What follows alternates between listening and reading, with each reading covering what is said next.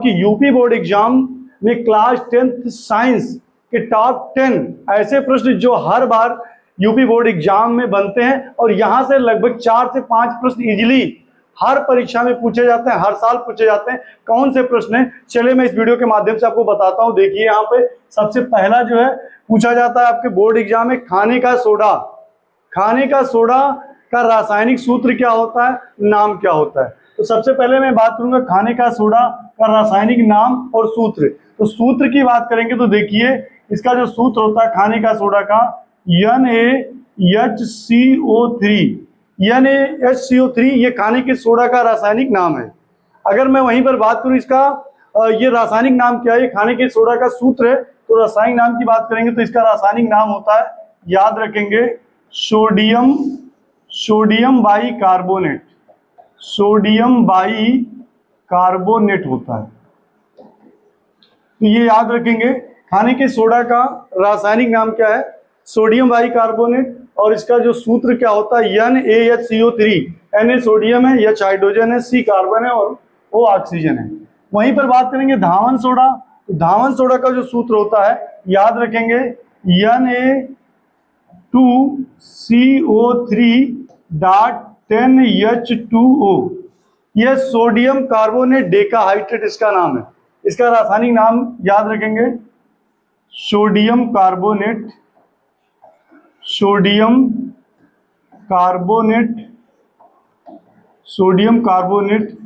Decahydrate. Sodium carbonate decahydrate होता है, याद रखेंगे। धावन सोडा का ये सूत्र होता है और ये रासायनिक नाम। बात करेंगे plaster of Paris.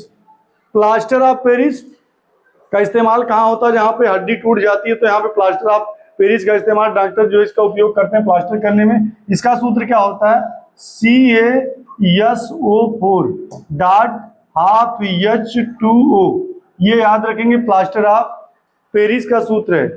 Calcium sulphate अर्धहाइड्रेट इसका नाम है, कैल्शियम सल्फेट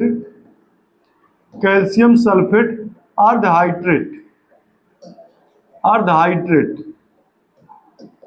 ये इसका नाम है, याद रखेंगे, कैल्शियम सल्फेट अर्धहाइड्रेट। और वहीं पर बात करेंगे ब्लीचिंग पाउडर। ब्लीचिंग पाउडर का रासायनिक सूत्र क्या होता है, नाम क्या होता है। देखिए ब्लीचिंग पाउडर की बात करेंगे तो क्या होता है, CaOCl2। ब्लीचिंग पाउडर कैल्शियम हाइपोक्लोरेट इसको हम कहते हैं। इसका रासायनिक नाम क्या है, कैल्शियम हाइपोक्लोराइट या क्लोरेट होता है।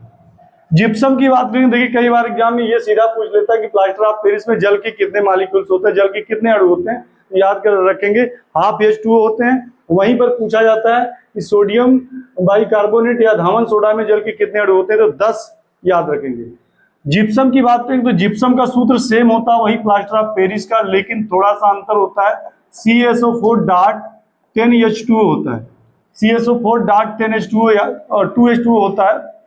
तो यहां पर थोड़ा सा मिटा दे रहे हैं, चल जाएगा। यहाँ पे CaSO4.2H2 होगा, थोड़ा सा यहाँ पे मैं कट कर दे रहा हूँ, CaSO4.2H2। तो ये याद रखेंगे जिप्सम में जल के अणुओं की संख्या कितनी होती है, 2 होती है। और वहीं पर देखिए प्लास्टर ऑफ पेरिस में जल के कितने, आधे अणु होते हैं। तो CaSO4.2H2O कैल्शियम सल्फेट के साथ साथ जल के कितने मॉलिक्यूल्स हैं, ये 2 अणु हैं, याद रखेंगे। कैल्शियम सल्फेट सेमी हाइड्रेट इसका रासायनिक नाम होता है। फार्मिक अम्ल की बात करेंगे तो देखिए ये क्वेश्चन आपके बोर्ड पेपर की दृष्टि से बहुत इंपॉर्टेंट है, साथ ही साथ कॉम्पिटिटिव एग्जाम में भी पूछा जाता है कि फार्मिक अम्ल कहाँ पाया जाता है।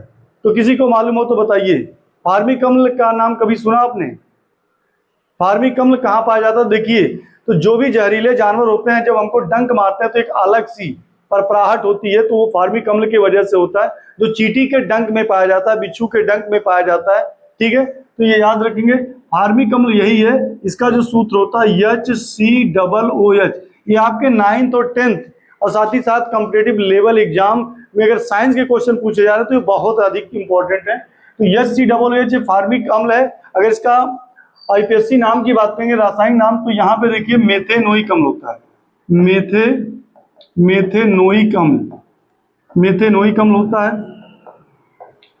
अब यहाँ पे देखिए जिप्सम 2 बार हो गया है, तो जिप्सम का मैंने यहाँ पे बता दिया है, जिप्सम का यहाँ पे मैंने बता दिया है क्या होता है, CaSO4 dot 2H2O calcium sulphate semi hydrate. यहीं पर बात करेंगे एथेनोइक अम्ल। एथेनोइक अम्ल का सूत्र पूछ लिया जाए तो बहुत कम लोग बता पाएंगे, लेकिन अगर मैं इनसे कह दूं सिरका, सिरका का सूत्र क्या है, तो वही सिरका होता है। सिरका का जो सूत्र होता है CH3COOH, जो घरों में हम यूज करते हैं खाने में। एसिटिक अम्ल इसका नाम है, या इसी को हम सिरका के नाम से भी जानते हैं, याद रखेंगे। सिरका का सूत्र पूछेगा तो ये होगा, या इसी को हम एसिटिक अम्ल बोलते हैं, एसिटिक अम्ल, इसी को हम क्या बोलते हैं, एसिटिक अम्ल। यह है सिरका का सूत्र, एथेनोइक अम्ल होता है। और अमोनिया, अमोनिया एक ऐसी गैस है जिसको सुंघा दिया जाए तो बेहोश हो जाएगा। तो पहले जो है डॉक्टर जो इसका जो ऑपरेशन के दौरान इसका जो है यूज करते थे, तो यहाँ पर ये अमोनिया है। तो अमोनिया का जो सूत्र होता है याद रखेंगे, क्या होता है, अमोनिया का सूत्र होता है NH3। अमोनिया का सूत्र क्या होता है, NH3। वहीं पर बात करेंगे हाइड्रोक्लोरिक अम्ल। अगर मैं पूछ लूं कि हमारे शरीर में एक अम्ल पाया जाता है, मानव शरीर में कौन सा अम्ल पाया जाता है, तो हमारा आंसर क्या आएगा, यही हाइड्रोक्लोरिक अम्ल, जिसका सूत्र क्या होता है, HCl। हाइड्रोक्लोरिक अम्ल क्या करता है, जब हम भोजन करते हैं वो हमारा जो भोजन होता है आमाशय में जाता है, आमाशय में जा करके जो है वो भोजन में मिल जाता है और अम्लीय बना देता है, जिससे जो है भोजन हमारा पचने में आसानी होता है। कभी कभी क्या होता है कि देखते होंगे कि जब हम, अगर मैं लगातार मैं 10 बजे दिन में भोजन करता हूं, तो कभी कभी मैं 10 बजे भोजन नहीं किया, 12-1 बज गया, तो हमारे पेट में दर्द होने लगता है। तो यही है, हाइड्रोक्लोरिक अम्ल वेट करता है भोजन का। अगर वो 10 बजे के करीब में भोजन वहां पे नहीं आता तो आमाशय की दीवारों पे वो टक्कर मारता है, आमाशय की दीवारों पे अटैक करता है, जिससे हमको दर्द का एहसास होता है। वो भोजन का वेट करता है, और जब हम भोजन कर लेते हैं तो क्या होता है, उसी के साथ मिल जाता है और यहाँ पे उसको भोजन को अम्लीय बना देता है।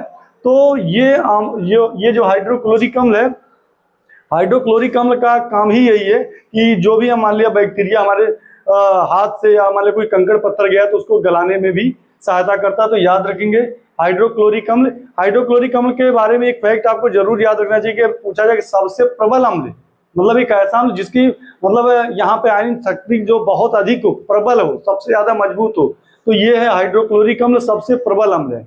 वहीं पर बात करूं सबसे दुर्बल अम्ल, तो ये याद रखेंगे यही सिरका जो है सबसे दुर्बल अम्ल होता है। अगर कह दूं प्रबल क्षार क्या होता है, अगर मैं यहाँ पे आपको कह दूं प्रबल क्षार क्या होता है, तो कितने लोगों को पता है। प्रबल क्षार की बात करेंगे तो ये होता है सोडियम हाइड्रोक्साइड, जिसको कास्टिक सोडा के नाम से जानते हैं।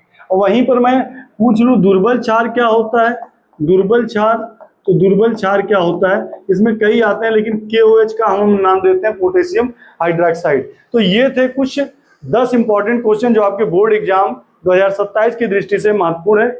तो ये वीडियो आपको कैसा लगा जरूर कमेंट करके बताइएगा। चलिए मिलेंगे एक नई वीडियो के साथ, तब तक के लिए thanks for watching video, best of luck.